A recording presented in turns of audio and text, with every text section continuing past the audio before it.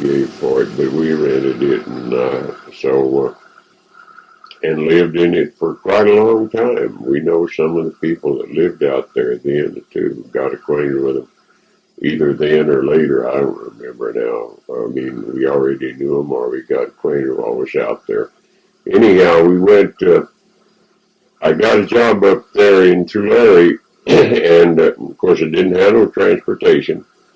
Got a job up in Tulare, and I went to. It was a 99 market. I mean, the 99 motel, and it's right by the side of the 99 market. And I built a whole bunch of those little motels. So they're little separate motels there. I built a whole bunch of them, and I remodeled the ones that he had there. And I worked all summer there. And I walked from out there, east of Tulare, up there to that place, which I guess would be 4, 5, or 6 miles, something like 5 or 6 miles the whole trip. I walked up there in the mornings. I left my tools there.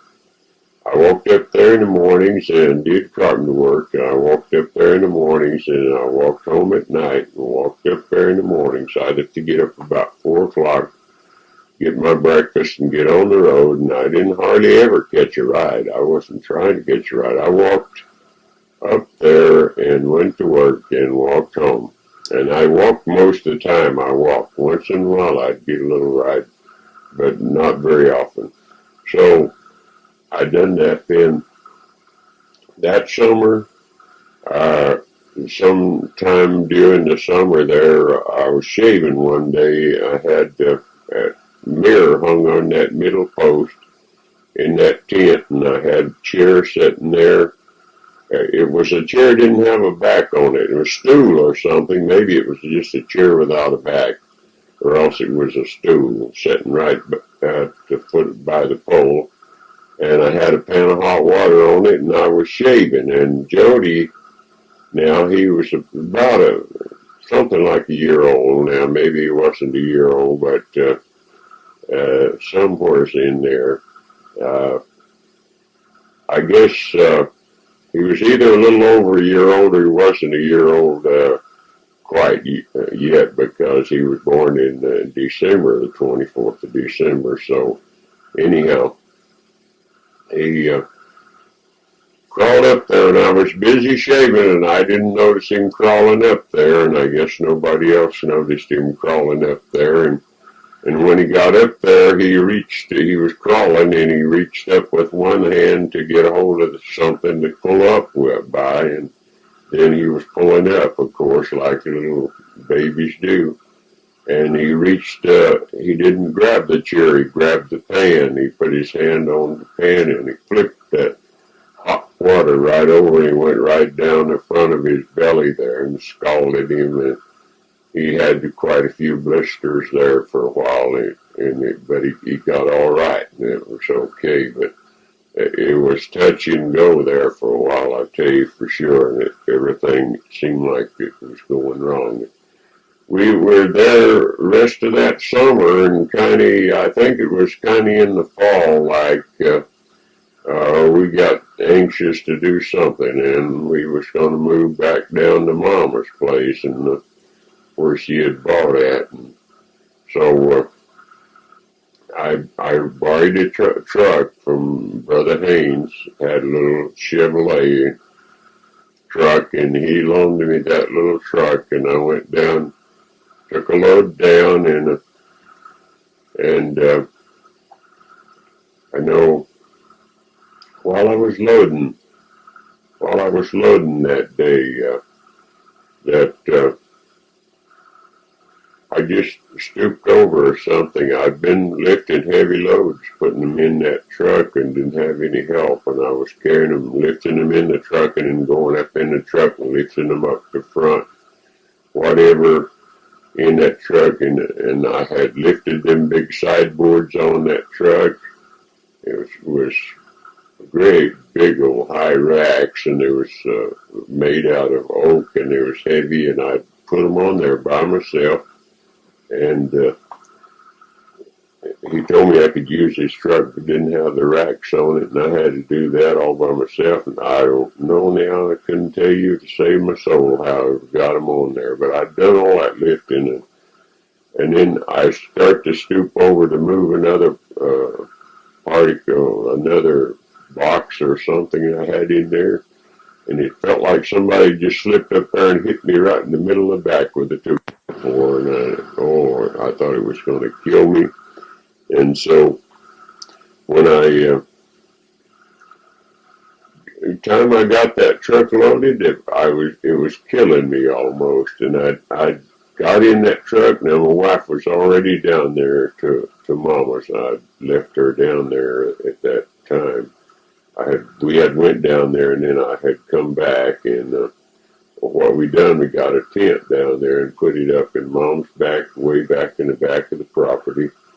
We put a tent up there and fixed it up and got it all ready. Was going to live there till we could do better. So I went.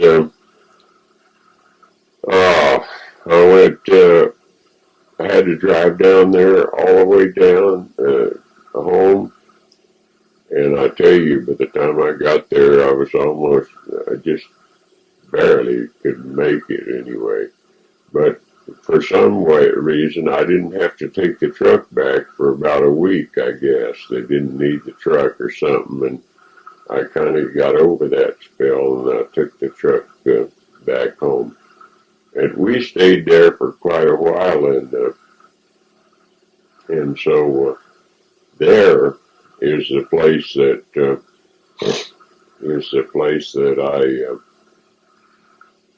was working for this guy, and when we joined the union, and we joined the union, and I was getting $1.75 an hour, and the wages was $60.65. And when they did join, when everybody decided to join, I joined too. And then the boss come around and told me, says, "You're going to have to pay you $1.65 just like the rest of the guys." And so I told him okay, but I looked around for another job. There was a job up there, up on that side of the hill up there, not far from where my mom lived, up close to the ranch that they used to live on when Jody was born. So I went up there and I checked on that, and they said they'd hire me, and they was working 9 hours a day, and the boss where I was working said he wasn't going to work no overtime. So I went to work down there for them. I left him and went to work, and I made a lot more money because I was getting an hour overtime every day and getting overtime Saturdays and whatever. And so I done a whole lot better. Well, then, of course, I'd really injured my back, and my back was hurt before earlier. And you'll find in the tapes way back yonder where I hurt my back when I was a kid there some. And so anyway, and I'd injured it when I was loading to go down to my mom's. And so one day I stooped over there to pick up a little piece of trim. I was doing finish work. We stooped over to pick up a little old piece of trim, and then my back went out, and I barely got home that evening. It hurt bad. So when I got there, and my wife had to help me get in bed. I couldn't even lay down by myself unless I fell because I couldn't bend, and it was a lot of pain, and she helped me, and I got in the bed, and I think I stayed in the bed for a couple of days, and I couldn't stand that any longer, and she'd have to help me get up, and anyway, I'd get up and walk around a little while, and then I'd go back, and she'd help me lay down or whatever. For 2 or 3 weeks I went through with this, and then and we were running out of means there. So I went to a chiropractor, and I thought maybe he could help me. And I went in, and big old tall lanky guy, and there right there in San Fernando, way up on the east side of town, in Clay Street. Anyhow, he he gave me a treatment, charged me $2. Boy, that sounded like, it didn't sound big, like a lot of money, but I mean, just now, and when I say it now, it sounds like nothing that the guy charged me. Anyhow, he charged me $2 for a treatment, and so he told me, he said, you go on the way home, there was a drugstore across the street and a little ways up, and he said, you to go by and get you some calcium lactate and take it. And he told me how much of it to take, once a day or whatever, so for a while. And so I went by and got it, and I took it. And by Monday morning, I was ready to go back to work. Instead of going back to get more treatments, I went back to work. And so he told me, though, to come back if I needed to, and if I didn't, well, I don't bother about it. So I went back to work. I worked a while there, and then we decided to do something else. Well, anyway, I accumulated a little bit of money, and I bought a truck, and I didn't have it quite paid for or something. I still owed on it anyway, and I was making a payment, and it wasn't very much. It was a GMC, 2-ton GMC, and so then we decided to go and pick fruit. We're going to go pick peaches, and I don't know. We got loaded up that old truck, and everything we had on it wasn't much. And that old truck we had a lot of. Well, before though, I built a trailer. I was going to build a trailer that we could live in when we went to pick the fruit. I just made a big old box frame and put corners on its sides and a cover on it and screened it in. We were going to have like a cook shack, like they used to have for cook shack that they fed the hens in there out on the wheat fields and stuff. And I made it kind of like that, where it's all screened in so the mosquitoes wouldn't get us. We'd have some place to get away from the mosquitoes if we needed to. So I built that, and then when I went to get the license on it, it was a great big thing. Went to get the license on it, it was too heavy without brakes, and I had to put brakes on it. And well, the frame I built it out of didn't even have brakes on it. It wasn't made for brakes, and there I was stuck. I didn't know what to do. So we fooled around there a while, and we wanted to go pretty bad, so we did. We just hooked that old thing. We hooked that baby on behind that truck, and we took off. And I don't know where all we went. We come to Tulare for a while, and we picked some strawberries and whatever there, and I don't know what we thought. Let me see, what did we do? Anyhow, we went on up and went to the peaches, anyhow, in Yuba City. We went to the peaches in Yuba City, but we didn't go straight to Yuba City. We went off. I can't remember what we did do along the way at that time, but we went over on the coast. I know we were going up the coast. We went through Oakland, right down through the middle of town. Then they didn't have freeways where you could stay out of town back in them days. We went right through the middle of town, and of course, we had no license on this trailer. And every time we'd see a patrolman, while we'd hold our breath, and of course, that was a lot of pain, and you have to hold your breath a long time. Anyway, we're going down the street, and I'll never forget this one.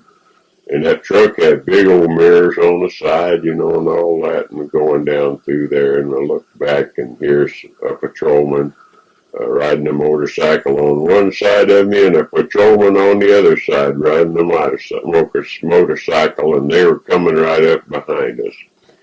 And me and my wife both could see it, and we know, uh-oh. The kids are all up in the truck, so they didn't, they could see them too, but they didn't know what we were thinking. And we went up there, and we were driving along there, was scared to death, and they rode right along beside of us for a mile or so. They wasn't paying any attention to us, I guess, but we were scared so bad we didn't know. We thought, well, this is the end of it now. They're going to stop us, and we're no place to go, and no license on this here thing, and no money to pay for anything anyway. And directly they took off, went on up the street and turned off and whatever. They wasn't even paying any attention to us, and there wasn't a tag or nothing on that trailer, not anything. Well, we went on up to Yuba City. That I remember. I don't remember just what we did in the meantime between there, but I know we went to Yuba City and picked peaches. We got a job working for this man, and I think his name was Chandler. Seemed to me like the old man was Chandler. He was a fine old guy, and he gave us a little shack down there to live in, and we used that little shack in our trailer. And whatever, and we just fared fine, and the kids fished over there on Feather River, and I remember that one time Gene caught a big old carp, great big carp, and I'll tell you that boy, his eyes stuck out there. I mean, he was bug-eyed for a little while he was pulling that carp in, and I guess he still remembers that. I know the rest of us do. Anyhow, and Johnny, he would, no, it wasn't Johnny, it was Jody. Jody would wake up and bawl in the night. I mean, he'd scream, and we didn't know what to do. We couldn't do nothing with him. No way we could calm him down. And one time, I guess by accident, we just got in the truck. I guess we was going to go take him to a doctor. He was screaming so loud. I think that's what happened. We decided we better get him to a doctor because we couldn't do nothing with him. We thought he was having some sort of some kind of something bad wrong with him. And we got in the truck and took off towards town, and we wasn't a quarter of a mile up the road. He's sound asleep. The little booger went sound asleep, and we drove on up the road a little ways and turned around and went home and put him to bed, and that was the end of it. And every once in a while, every few days, he'd wake up in the night and just scream and scream and scream. We'd have to go get and put him in the truck and go for a ride, and we'd go up the road a mile or two and turn around and come back home, put him back in the bed, and it was okay. And that was something, I'll tell you, that kid had to go for a joyride every 2 or 3 times a week. We had to take him for a joyride, and there ain't no way we could calm him down. Anyway, he had his way. I guess he still has his way a lot. Anyway, when we come back down to Tulare, and from there, I don't remember just what we done. It seems to me like that we picked some prunes somewhere. I don't know at the time if we stopped and picked any prunes or not, but we went back to Tulare to church, I know, and we didn't have no place to go. We didn't know where we was going to go from there. We was still pulling that old trailer. And we were talking to Brother Clayton out there at the church, and he wanted to bring me out here to Matheny track and see some of this property that was out here. When we didn't have any money, I don't know where we spent our time at between that time, and I know we made a little money picking peaches, but we didn't make a lot, and we didn't have a lot of head.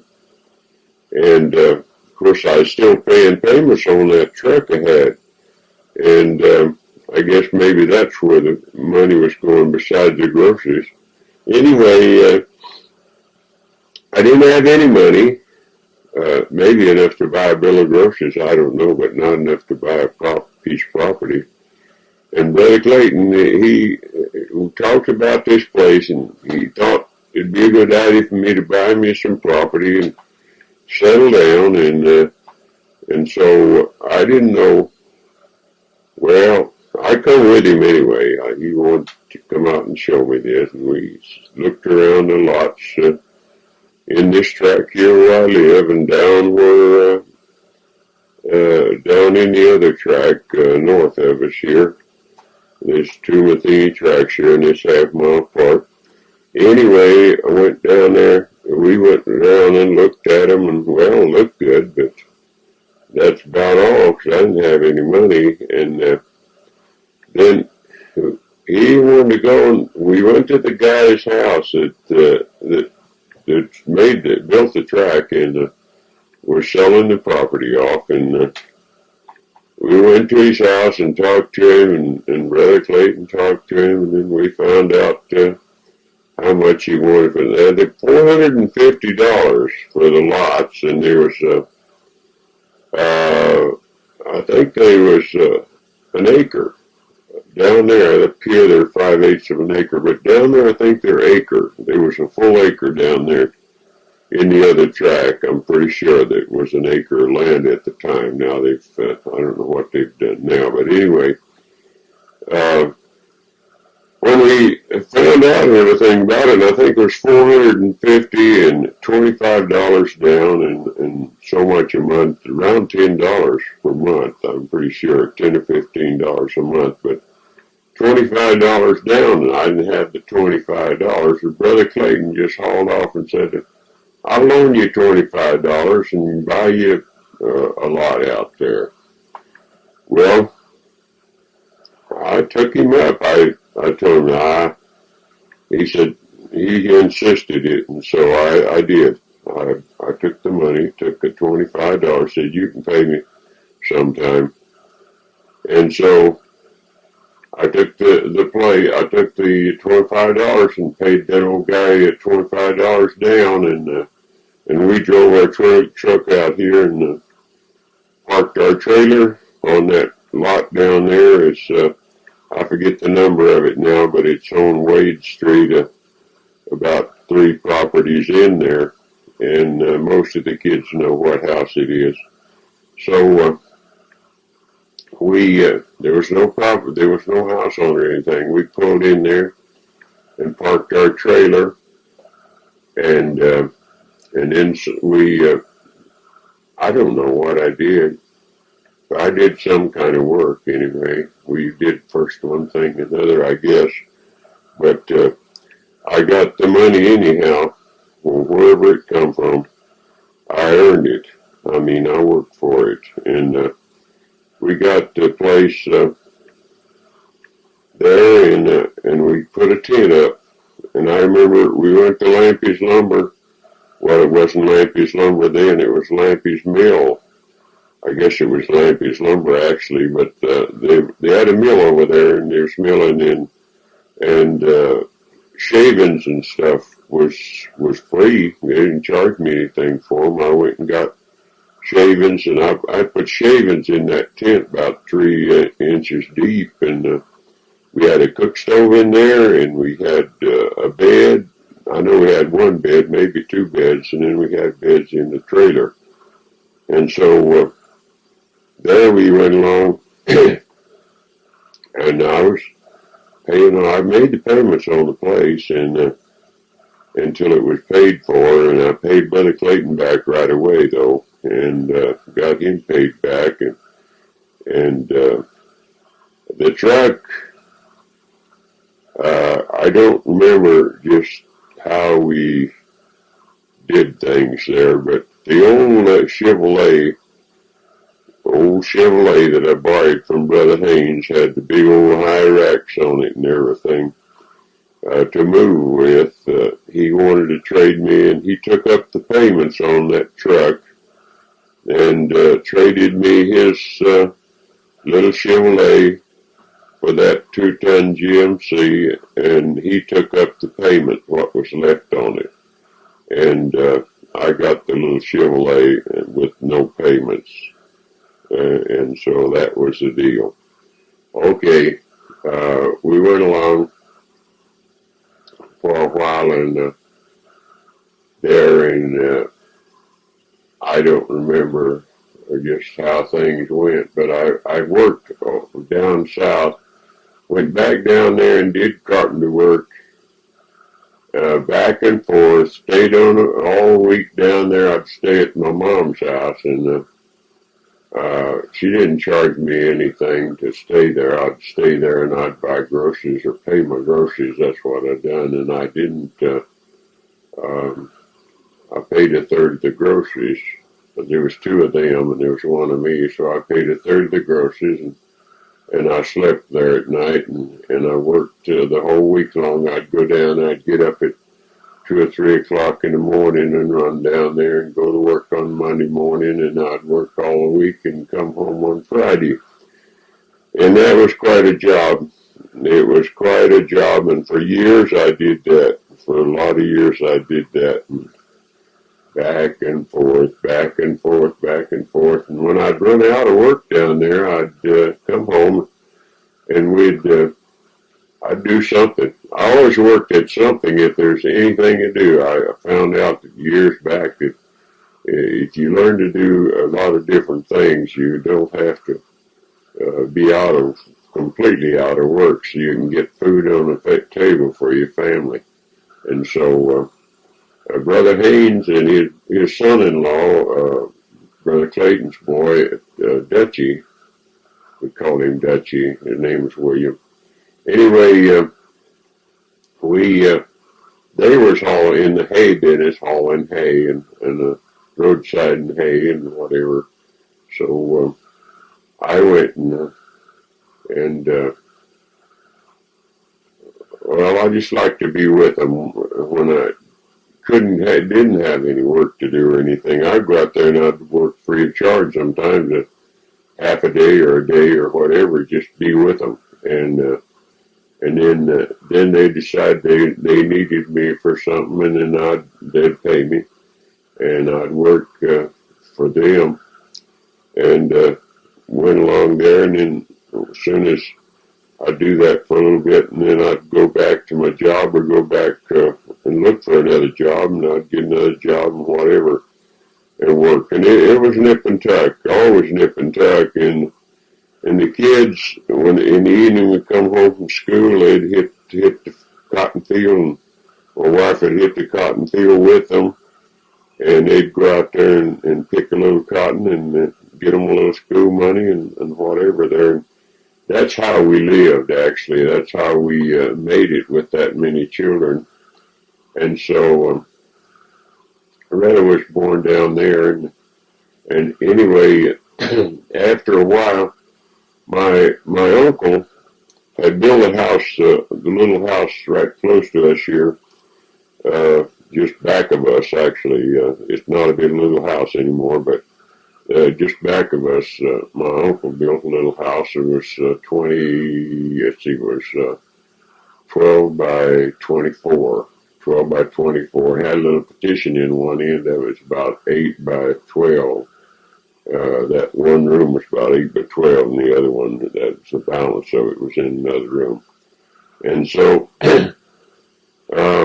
went along there, and my uncle had built that brand new there on that piece of property, and 498 Pine Street.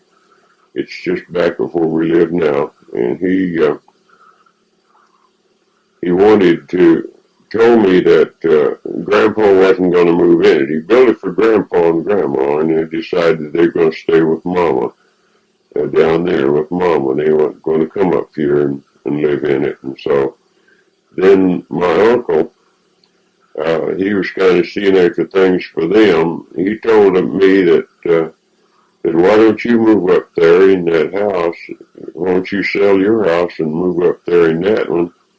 And he said, you can just pay the taxes.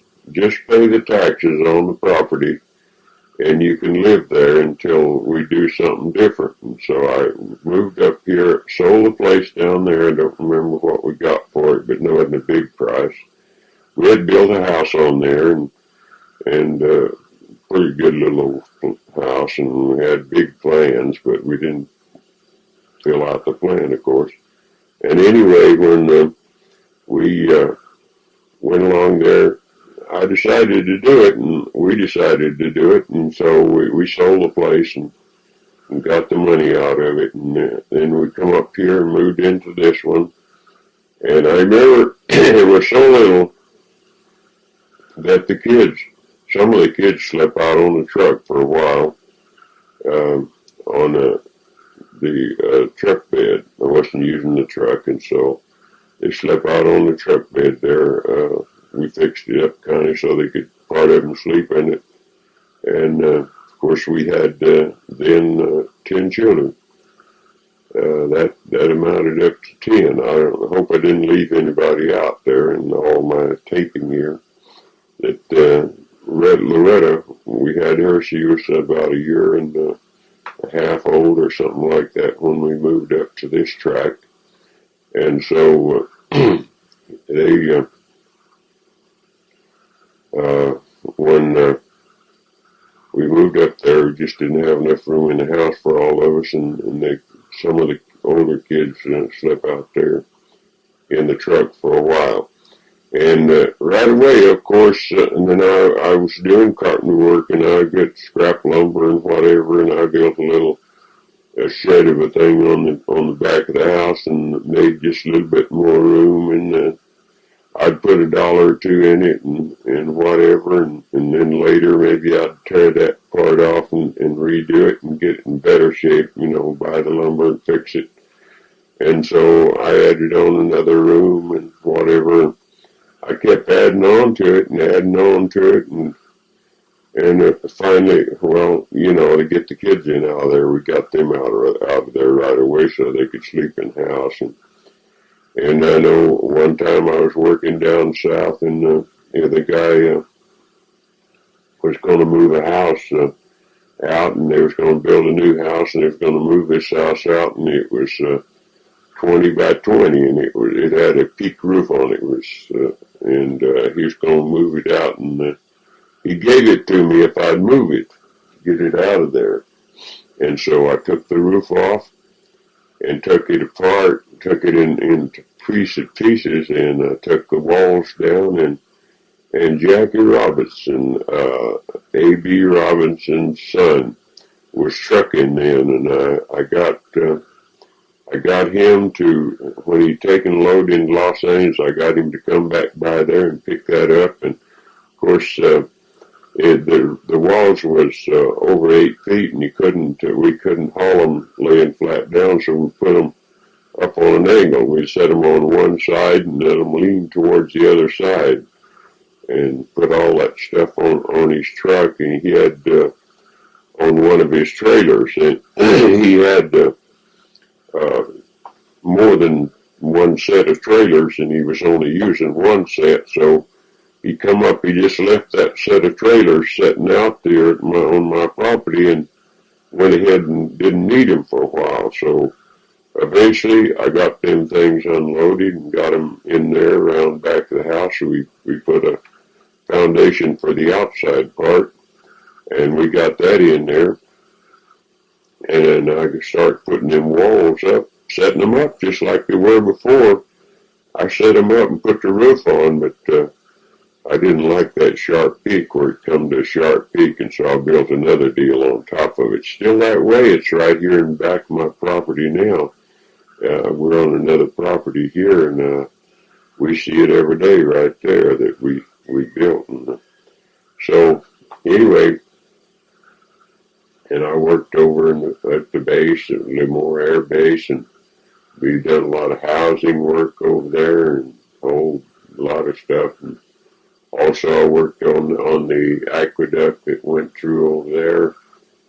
I'm losing time on time here. I'm not going to try and go for the time. But anyway, we put worked on the aqueduct over there and what all, and I worked on some housing in Hanford and Corcoran. The last one I worked on housing while I was doing this carpenter work, I was going down Los Angeles working, and a friend of mine that we went to church together there. It's Brother O'Neill. It's been gone a long time now. He had some bees he wanted to sell, some beehives he wanted to sell, and he wanted to sell them to me for so much down and just pay on them along. I didn't really want to buy them. I didn't think I wanted to, and so I told him, well, not really, but he said, you can pay me $20 and, or you can, I don't know how he said now, but I told him one day, I said, okay, I'll give you $20 deposit on it, and when I come back from down south, I'll buy them. I'll finish paying them off. Don't remember what he wanted for them or anything, but he had 8 or 10 hives of bees. And so, and I didn't know if I wanted anything to do with bees or not. So when I come back, I changed my mind while I was down there, and when I got back, I hadn't seen him again. I said, well, I changed my mind about the bees, but I said, you can keep the $20. You just keep the $20 and we'll forget it. Forget the whole thing because I don't want the bees. And so, no, he said, I'll give you back your $20. I ain't going to take your $20 if you don't want the bees. But he didn't give me back the $20 right away. I told him, no way. You just keep the $20 and I won't buy the bees. We went on there for a year or so, and he still had the bees. He didn't sell them, and he kept fooling around. And one of my boys worked for him a little bit and helped him with the bees and whatever there. One day I come home, and out there on the corner of my property, there were setting 2 hives of bees. And so I got asked some questions, and my boy said, well, Brother O'Neill said he's going to give you them 2 hives of bees for the $20. And so, well, there they was. I didn't tell him to move them or come and get them or anything. And he said he didn't want to take them free of charge, so he left me them 2 hives of bees. So I got out there one day, and I got to looking at them, and I got to watching them work, and seeing them go in and out, and I got sitting around. And I got curious, and I wanted to see inside, and I looked inside. I know a little bit about bees, not enough to know very much about them, but I got me a smoker and stuff, and I got out there, and I got to looking in there, seeing what they was doing, and I got interested, and I got me a book, and I got the book, and I got another book, and I got working on it. I found out that the honeybees, the most fascinating animal or whatever as you call them there is. And so I fooled with them, and I broke them down and divided them up and whatever. And I'd lay out there even in a nice sunny in the fall of the year or something. It was kind of cool, but the sun be shining pretty and bright, and I got out there, and I'd lay down there and just watch them come in and out of that hive and watch them bring in pollen and whatever. And I got stuck with them. And so I started building them up while I was still doing carpenter work, and I got up to, I don't know how many now, 200 or 300 or 300 or 400 hives of bees. Wait a minute. No, I didn't have that many. I had 100 and something, I think. By the time I had bought a little truck to haul them around with, and I fooled around with them, and then when I got about ready to quit doing carpenter work, well, I got the big idea that I should go into the bee business and make a deal out of it. And I talked to my wife about it, and no way, it didn't suit her. She didn't want to go for it. And because I wanted to borrow some money, FHA, I wanted to get an FHA loan. And no way, and I wanted to real bad, and I just kept talking to her and talking to her and talking to her. And in fact, I went to the FHA and got the papers all fixed up and everything, but she had to sign them. I brought them home. She wouldn't sign them. She would not put her name on them. A week or two. It was a week or two, I guess, and I was still trying to get her to sign, just begging her, almost getting down on my knees and begging her to put her name on there. And finally one day she did, but she was crying, and she just bawled and squalled. And she put her name on there. And she said, "You will never, as long as you live to be I don't know how old she said now, maybe it was 100 or something. She said, "You'll never make enough money off of them bees to pay back what you borrowed." And I was borrowing $10,000 from the FHA. And I was going to buy some more bees, what I was going to do, and build a honey house. And had everything all planned out, what to do. Well, they loaned me the money. I went out and bought the bees that I was going to buy, and I bought a bunch of equipment, got a good deal on it, and still had the money to build a honey house. And I went down. I'd already went over to the county, to the courthouse, and talked to them about it and everything, and I could get a permit, and all I'd have to do is get the plan drawn up and all that stuff. And I'd done that before I got the FHA loan. I already found out about it, but I got that first. They wouldn't loan me the money to build a honey house unless I had the plan. So I got the plan, paid a guy $250 to make the plan for the honey house. It was a nice one. And so I was going to build a honey house, and well, I went and got the bees though. I bought them down south around somewhere around I don't remember now where the guy lived at, out there somewhere, so I think around Van Nuys or somewhere. But the bees was down in Riverside County, and I got the bees home, got a bunch of equipment and some extra equipment, and don't remember what I paid all total, but I got enough with what I already had to run 1,500 colonies. And I bought the truck. Don't remember now if I got the truck from him or got the truck from somebody else. But I had to build a loader on it, and the FHA money was for that too. I had to build a loader built on the truck and the whole deal. Got it all, got that all done, and I went over to get my permit, though, when I got the FHA loan. I got the loan, I went over to get the permit, and they wouldn't give it to me. They said I couldn't build there on that property. I couldn't build a honey house on that property, my own property, and it's out here in the country.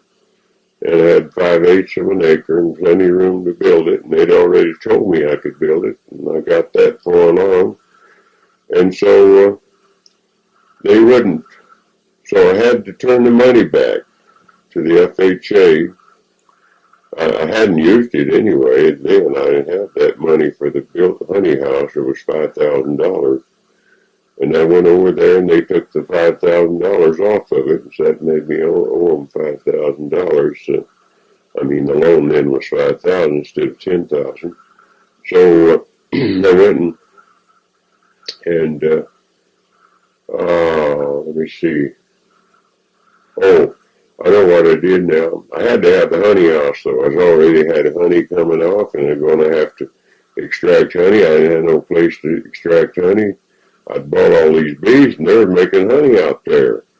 And I also went up in the new groves where there was brand new almond groves going out, and where they had put them out and they were just about ready to start bearing and all that, and got contracts with the guys to put my bees on there for pollen and all that. And I was working, I'd done that, and I got up to when now in the summer where the honey was coming in. I had to have something to extract honey and whatever.